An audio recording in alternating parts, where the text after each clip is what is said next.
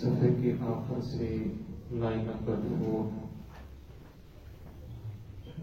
سورۃ مائدہ کی آیت نمبر 4 سے اعوذ باللہ من الشیطان الرجیم بسم اللہ الرحمن الرحیم اليوم أحل لكم الطيبات وطعام الذين أوتوا الكتاب حل لكم وطعامكم حل لكم والمحصنات من المؤمنات والمحصنات من الذين أوتوا الكتاب من قبلكم إذا آتيتموهن أجورهن محصنين غير مسافحين ولا متخذي أخدان ومن يكفر بالإيمان فقد حبط عمله وهو في الآخرة من الخاسرين.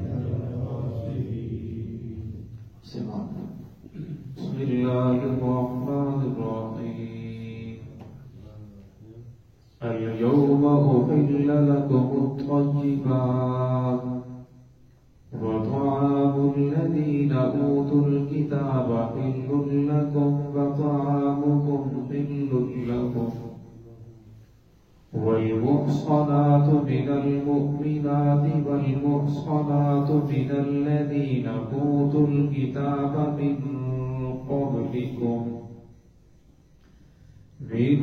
قبلكم إذا آتيتموهن أجورهن محصنين غير مسافحين ولا متخذي أخدان ومن يكفر بالإيمان فقد حبط عمله وهو في الآخرة من الخاسرين. اليوم أحل لكم الطيبات. آج کے دن حلال کر دی گئی تمہارے لیے پاکیزہ چیزیں. وطعام الذین اوتوا الکتاب حل لکم. اور خوراک کھانا ان لوگوں کا جن کو دی گئی کتاب حل لکم تمہارے لیے حلال ہے. اور کھانا تمہارا اور تمہارا کھانا ان کے لیے حلال ہے. والمحصنات من المؤمنات. اور پاک دامن عورتوں جو ایمان والی ہیں وہ تمہارے لیے حلال ہیں. والمحصنات اور پاک دامن عورتیں من الذین ان لوگوں کی اوتوا الکتاب جن کو دی گئی کتاب من قبلکم تم سے پہلے وہ بھی تمہارے لیے حلال ہیں یعنی نکاح کر سکتے ہو.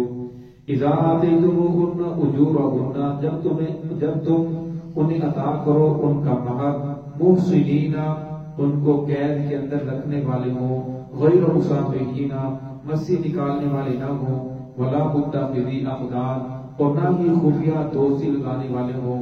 وَمَن يَكْفُرْ بِالْإِيمَانِ، وہ شخص جس نے انکار کیا ایمان کا، فقد حبط عملہ، تحقیق اس کے اعمال ضائع ہو جائیں گے، وَهُوَ فِي الْآخِرَةِ مِنَ الْخَاسِرِينَ، اور آخرت میں وہ خسارہ پانے والوں میں سے ہوگا۔ اس آیت کے اندر اللہ رب العزت نے شروع کے ٹکڑے کے اندر فرمایا آج کے دن، یعنی آج سے مراد جس وقت یہ قرآن پاک نازل ہو رہا ہے، الیوم احل لکم الطیبات، آج کے دن تمہارے لیے پاکیزہ چیزیں حلال کر دی گئی۔ پاکیزہ سے مراد کہ جو فی نفس ہی چیز حلال ہے، اور پھر اس کے جس وقت ذبح بھی کیا جائے، اگر بغیر ذبح کے جو چیز چلی جائے فی نفس ہی وہ حلال بھی ہو، گائے ہے، بکری ہے، جانور ہے، جس طرح گزشتہ آیات کے اندر تفصیل کے ساتھ گزرا، اگر وہ ذبح نہیں کی گئی تو وہ تمہارے لیے حلال نہیں ہے۔ اور پھر اس چیز کو جو پاکیزہ چیز ہے اسے حلال طریقے سے، حلال ذرائع سے حاصل کیا گیا ہو، جو چوری کی، رشوت کی یا ایسی طرح کی سود کی نہ ہو جو ناجائز طریقے ہیں، ناجائز طریقے سے حاصل نہ کیا گیا ہو۔ وَطَعَامُ الَّذِينَ أُوتُوا الْكِتَابَ حِلٌّ لَّكُمْ وَطَعَامُكُمْ حِلٌّ لَّهُمْ، یہاں اللہ رب العزت نے فرمایا کہ خوراک ان لوگوں کی جن کو دی گئی کتاب حِلٌّ لَّكُمْ، وہ تمہارے لیے حلال ہے، وَطَعَامُكُمْ، تمہارا کھانا حِلٌّ لَّكُمْ، ان کے لیے حلال ہے۔ کھانا تو ویسے بھی حلال ہے، ہم اہل کتاب ہیں، جو ان کا جو بھی چیز ہے جسے ذبح نہیں کیا جاتا وہ تو ہمارے لیے حلال ہے، ہماری جسم کے لیے حلال ہے، لیکن یہاں سے مراد ذبح ہے۔ اگر وہ جانور کو ذبح کرتے ہیں، اہل کتاب سے مراد عیسائی اور یہودی ہیں، باقی جتنے بھی بدھ مت ہیں، چین مت ہیں، یا جتنے بھی اپنے آپ کو اہل کتاب کہتے ہیں، وہ اہل کتاب نہیں ہے۔ قرآن پاک نے صرف دو گروہوں کا اہل کتاب کہا ہے، ایک یہودیوں کو اور دوسرا عیسائیوں کو، نصارہ کو۔ تو فرمایا ان کا ذبیحہ تمہارے لیے حلال ہے، وہ جانور کو ذبح کرتے ہیں جیسے بھی ذبح کرتے ہیں وہ تمہارے لیے حلال ہے، کیونکہ یہ دو چیزیں اہل کتاب کے اندر اور مسلمانوں کے مشترک ہیں کہ وہ جانور کو جس وقت ذبح کرتے ہیں تو تکبیر پڑھتے ہیں۔ اہل کتاب جو ہیں، عیسائی ہیں، یہودی ہیں، اس دور کے اندر تو پڑھتے تھے، آج کے دور کے اندر کہتے ہیں کچھ بدل چکا ہے، جس طرح پہلے تھا اس طرح نہیں پڑھتے، تو لہذا حکم بھی تبدیل ہو چکا ہے۔ اور دوسرا، جس طرح مسلمانوں کے ہاں جن محرم عورتوں سے نکاح کرنا جائز نہیں ہے، اس طرح اہل کتاب کے ہاں بھی ان عورتوں سے نکاح کرنا جائز نہیں ہے۔ تو اس لیے اسلام نے فرمایا کہ تم نکاح کر سکتے ہو من المؤمنات والمحصنات من المؤمنات، جو پاک دامن عورتیں ہیں مسلمانوں کے، ان کے ساتھ تم نکاح کر سکتے ہو، کیونکہ نکاح کے لیے شرط رب العزت نے شرعیہ رکھی ہے کہ وہ عورت پاک دامن ہو، با حیا ہو، اپنی عزت کی حفاظت کرنے والی ہو، اور فرمایا ایسی عورت جو اپنی عزت کی حفاظت کرنے والی نہ ہو تو اسلام نے اس سے منع فرمایا ہے۔ فرمایا نکاح کرنے کے لیے ایسی عورت کا انتخاب کرو، حدیث پاک میں آتا ہے، فرمایا عورت سے 4 وجہ سے نکاح کیا جاتا ہے، یا تو اس کے حسب نسب کو دیکھا جاتا ہے، یا اس کی مالداری کو دیکھا جاتا ہے، یا اس کے حسن و جمال کو دیکھا جاتا ہے، اور چوتھی چیز یا پھر اس کے دین کو دیکھا جاتا ہے۔ اور میں جب تم جب بھی نکاح کرو تو اس کی دینداری کو دیکھو کہ اس کے اندر دینداری ہے یا نہیں۔ اگر دینداری ہوگی تو تمہاری عورتیں نیک ہوں گی، تمہارے بچے نیک ہوں گے، بچوں کی تربیت اچھی ہوگی۔ شیخ عبد القادر جیلانی رحمۃ اللہ علیہ کی والدہ فرماتی ہیں، میں نے کبھی اپنے بیٹے کو بغیر وضو کے دودھ نہیں پلایا، اور جب دودھ نہیں پلایا پھر بیٹا وقت کا غوث بنا، وقت کا قطب بنا۔ اللہ نے اتنا بڑا مقام عطا فرمایا، فرمایا ماؤں کا بہت اثر ہوتا ہے۔ عمر رضی اللہ تعالیٰ عنہ کے دور کے اندر ایک گورنر ہے حذیفہ بن یمان رضی اللہ تعالیٰ، انہوں نے ایک کافر عورت سے نکاح، یعنی کافر سے مراد انہوں نے اہل کتاب سے یعنی یہودی عورت سے نکاح کیا۔ عمر رضی اللہ عنہ نے خط لکھا کہ اس کو طلاق دے دو۔ فرمایا بالمؤمن کیوں؟ جب قرآن پاک کہتا ہے کہ اہل کتاب کی عورتوں سے تم نکاح کر سکتے ہو تو پھر آپ کیا میرے لیے حلال ہے، حرام ہے، یہ سب کے لیے حرام ہے؟ تو انہوں نے فرمایا کہ وہ قرآن پاک نے جس کو اہل کتاب فرمایا ہے وہ بدل چکے ہیں، ان میں سے کوئی بھی کتاب کو ماننے والا نہیں ہے۔ اب تو ان لوگوں نے دین کے اندر بہت زیادہ بگاڑ پیدا کر رکھا ہے، اور میں اہل کتاب سے وہ اہل کتاب مراد ہے جو صرف محمد رسول اللہ صلی اللہ علیہ وسلم کی ذات کے اوپر ایمان لے کر نہ آئے، باقی موسیٰ علیہ السلام کو بھی نبی مانے، عیسیٰ علیہ السلام کو بھی نبی مانے، باقی انبیاء پر بھی ایمان رکھتے ہوں، اور تورات کے اندر جن چیزوں کو حکم دیا گیا ان کو ماننے والے ہوں، جن چیزوں سے منع کیا گیا ان سے وہ رکنے والے ہوں۔ فرمایا انہوں نے تو تورات کے اتنے زیادہ نسخے آ چکے ہیں، سب کچھ بدل چکا ہے۔ فرمایا جب انہوں نے اپنی جو حد بندی تھی اس کے اوپر قائم نہیں رہے تو حکم بھی بدل چکا ہے۔ اور پھر فرمایا میں یہ نہیں چاہتا کہ ایسی عورت اسلام کے اندر داخل ہو جس کی وجہ سے فحاشی کا ایک دروازہ کھل جائے اور لوگوں کے اوپر تہمت کا یہ دروازہ لگے، یعنی بہتان لگے، اس لیے میں یہ نہیں چاہتا، تو لہذا آپ اسے طلاق دے دو۔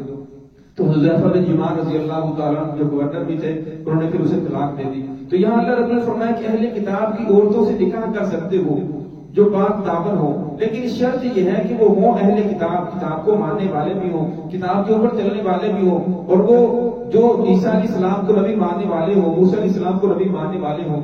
آج کل اکثریت یہودیوں کی، عیسائیوں کی عقولت ہو چکے ہیں، وہ تو خدا کی ذات کا بھی انکار کر رہے ہیں اور عیسیٰ علیہ السلام کو بھی نبی نہیں مانتے، موسیٰ علیہ السلام کو نبی نہیں مانتے. ایک نیا الحاظ شروع کر رکھا ہے. تو فرمایا ایسے لوگ جو عیسیٰ علیہ السلام کو نہیں مانتے، موسیٰ علیہ السلام کو نہیں مانتے، اللہ کی ذات کا بھی انکار کر رہے ہیں، فرمایا ایسے لوگوں کا نہ تو ذبیحہ کھانا جائز ہے اور نہ ہی فرمایا ان کی عورتوں سے نکاح کرنا جائز ہے. تو اللہ رب نے یہاں شرط لگائی ہے محسنین، نکاح کرنے کے لیے پہلی شرط یہ ہے کہ وہ عورت پاک دامن ہو، باحیا ہو. اور پھر آگے فرمایا محسنین، اس کو نکاح کرنے کا اصل مقصد تمہارا اس کو قید کے اندر اس کی عزت کی، اپنی عزت کی حفاظت کرنا مقصود ہو.